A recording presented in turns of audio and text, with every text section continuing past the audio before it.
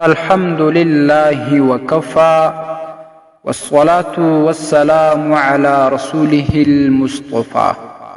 معززو ډیر ورونو یو مسله راستولې، که څه هم هغه مسله د حیا او شرم مسله ده، لیکن تر ډیره حده هغه موږ په شخصي کې جوابول، خو دا چې ډیرو مسلمانانو ته په دې کې شک او شبهه وي نو مجبوره سو چې هغه مسله ښکاره بیان کو چې مسلمانان دغه شک او شبهې څخه راوځي.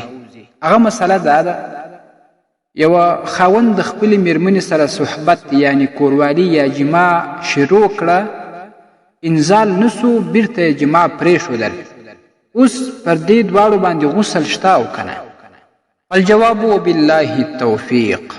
معززو چې کله د نارینه ذکر حیا د وي داخل سي نو په دې صورت کې پر دواړو باندې غسل واجب دی که انزال سوی وي او که نه.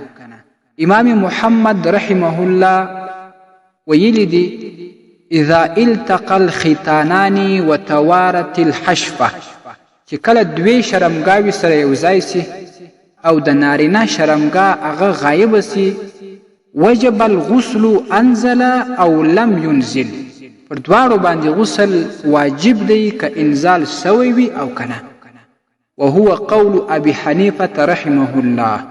د دې په شرح کې بیا علامه محمد عبدالحی اللکنوي رحمه الله ویلی دی اتفق اصحاب المذاهب على وجوب الغسل بغیبوبة الحشفة وان لم ينزل.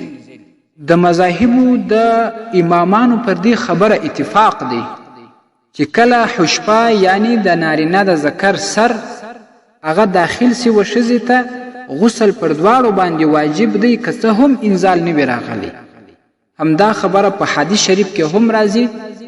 په مصنف ابن ابي شیبه کې حدیث نقل شوی چې نبی صلی الله علیه وسلم وایي کله چې دوی شرمګاوي سره یو ځای سي د نارینه حشفه و ښځې ته داخله سي غسل واجب دی پر دواړو که انزال سوی وي او که نه. التعلیق الممجد اول جلد 325 صفحه، عمدة القاری دویم جلد و اویم صفحه، تبیین الحقائق اول جلد 14 صفحه، او شرح الوقاية اول جلد 2 صفحه. والسلام علیکم ورحمة الله وبرکاته.